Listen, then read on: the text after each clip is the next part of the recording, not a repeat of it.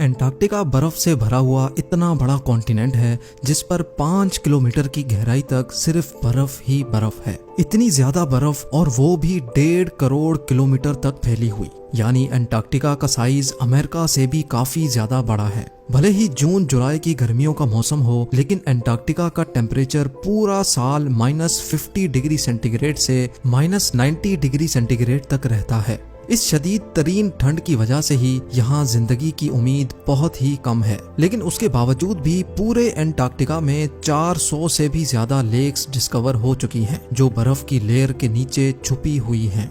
GeM TV के videos में एक बार फिर से खुशामदीद। नाजरीन, एंटार्क्टिका में ना ही कोई टाइम जोन फॉलो होता है और ना ही यहाँ किसी कंट्री का कब्जा है। हत्ता के पूरे एंटार्क्टिका में सिर्फ 2 ATM मशीन्स लगी हुई हैं। कई लोगों का मानना है कि एंटार्क्टिका की बर्फ के नीचे कई राज पोशीदा हैं। कुछ का तो ये भी मानना है कि बर्फ से ढके हुए इस मिस्टीरियस कॉन्टिनेंट के नीचे एक अलग ही दुनिया बसती है जहाँ एलियंस का राज है। लेकिन रिसर्चर्स और आर्कियोलॉजिस्ट इस मिस्टीरियस कॉन्टिनेंट के पोशीदा राजों को फाश करने के लिए दिन रात मेहनत कर रहे हैं। इन्होंने यहाँ चंद ऐसी चीजें भी तलाश की हैं जिनको देखकर साइंस भी हैरान रह जाती है। और आज आप देखेंगे एंटार्क्टिका की बर्फ के अंदर से मिलने वाली चंद हैरत अंगेज चीजें। तो आइए शुरू करते हैं।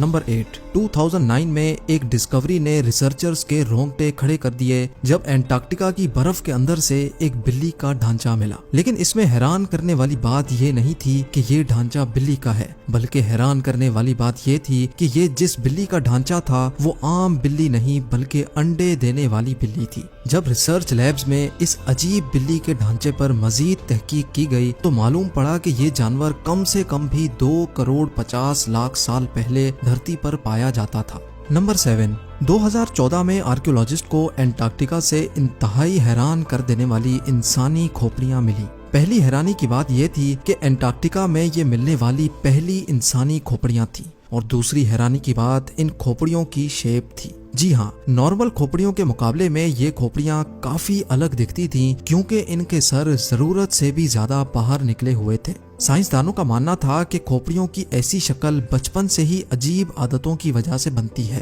और ये आदतें हजारों साल पहले एंशिएंट सिविलाइजेशन में अपनाई जाती थीं। इस तरह की खोपड़ियां आर्कियोलॉजिस्ट को इजिप्ट और पेरू से भी मिल चुकी हैं। तभी उनका शक है कि शायद हजारों साल पहले एंटार्क्टिका में भी लोग बसते थे और उनका कुछ न कुछ रिलेशन एंशिएंट इजिप्ट सिविलाइजेशन से जरूर होगा। नंबर 6। पिछले 50 सालों के दौरान एंटार्क्टिका से 10,000 से भी ज्यादा मीटियोराइट्स मिल चुके हैं। मीटियोराइट्स ठोस पत्थर के ऐसे टुकड़े होते हैं जिनका ताल्लुक हमारी धरती से नहीं होता, बल्कि वो किसी और धरती से टूट कर आए होते हैं। साइंसदानों का मानना है कि मिलने वाले मीटियोराइट्स में से कई 7 लाख साल से भी ज्यादा पुराने हैं।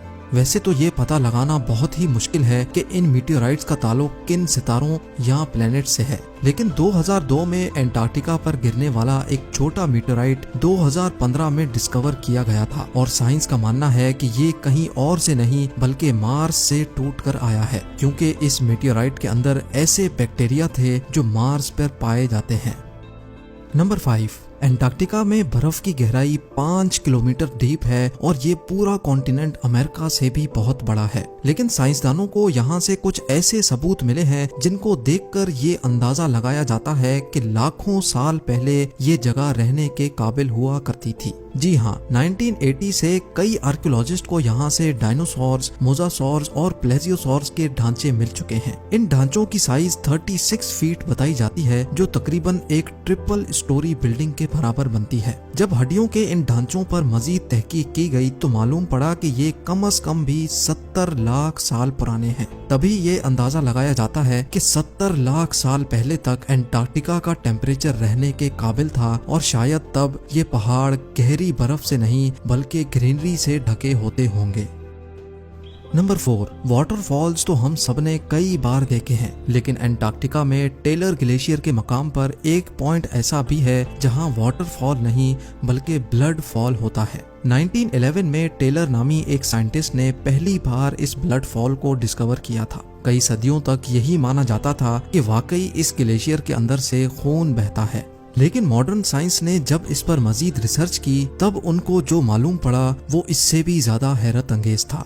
जी हाँ, मालूम पड़ा कि इस ग्लेशियर के नीचे एक बहुत बड़ा पानी का डैम है, लेकिन इसमें मौजूद पानी की खास बात यह है कि इसमें सी वाटर से भी 3 टाइम्स ज्यादा सॉल्ट है, जिसकी वजह से ये फ्रीज नहीं होता। साथ साथ इस पानी में पहाड़ों से निकलने वाला आयरन भी मौजूद है। किसी एक पॉइंट से जब ये पानी ग्लेशियर से बाहर निकलने की करता है तो हवा में मौजूद ऑक्सीजन पानी के आयरन से मिक्स होकर आयरन ऑक्साइड बन जाता है और उसका कलर रेड हो जाता है, और इसी वजह से हमें ये पानी रेड कलर का दिखता है। नंबर 3, ब्लड फॉल ग्लेशियर के नीचे मौजूद पानी में साइंसदानों को एक और हैरान करने वाली चीज भी मिली। पानी में टोटल 17 टाइप्स के बैक्टीरिया भी पाए गए, जिनको जिंदा रहने के लिए ऑक्सीजन और सनलाइट की भी जरूरत नहीं होती। एक्सपर्ट्स का मानना है कि ये बैक्टीरिया की ऐसी किस्म है जो ऐसे प्लैनेट्स पर पाई जाती है जहाँ पर ऑक्सीजन और सनलाइट का नामो निशान तक नहीं होता। लेकिन ये बैक्टीरिया हमारी धरती पर कैसे आए, ये राज अभी भी पोशीदा है। नंबर 2, हालांकि पूरा एंटार्क्टिका बर्फ से भरा हुआ कॉन्टिनेंट है, ये देखकर सबको यही लगेगा कि यहाँ पानी की कमी होना मुमकिन नहीं है।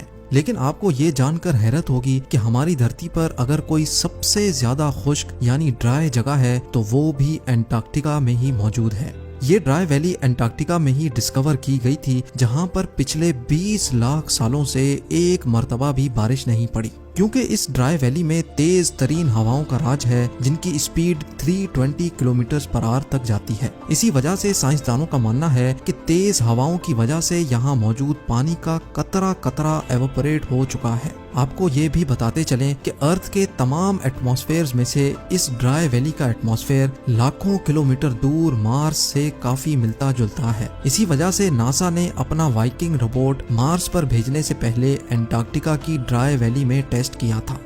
और अब नंबर 1, आर्कियोलॉजिस्ट की एक टीम को एंटार्क्टिका की बर्फ के अंदर 1100 फीट की गहराई से एक इंतहाई खौफनाक मखलूक का ढांचा मिला। ये पता लगाने के लिए कि ये ढांचा कौन से जानवर का है, कई एक्सपेरिमेंट्स किए गए, लेकिन हैरत अंगेज तौर पे इसका स्ट्रक्चर किसी भी जानवर से मैच ना हो सका। इस खौफनाक ढांचे की लंबाई 8 फीट बताई जाती है, जिसकी हड्डियां बॉडी से निकली हुई हैं। कई सालों की मेहनत के बाद भी आज तक ये पता नहीं लगाया जा सका कि ये जानवर कौन सा था और आखिर इस धरती पे आया कहां से था। उम्मीद है जेम टीवी की ये वीडियो भी आप भरपूर लाइक और शेयर करेंगे। आप लोगों के प्यार भरे कमेंट्स का बेहद शुक्रिया। मिलते हैं अगली शानदार वीडियो में।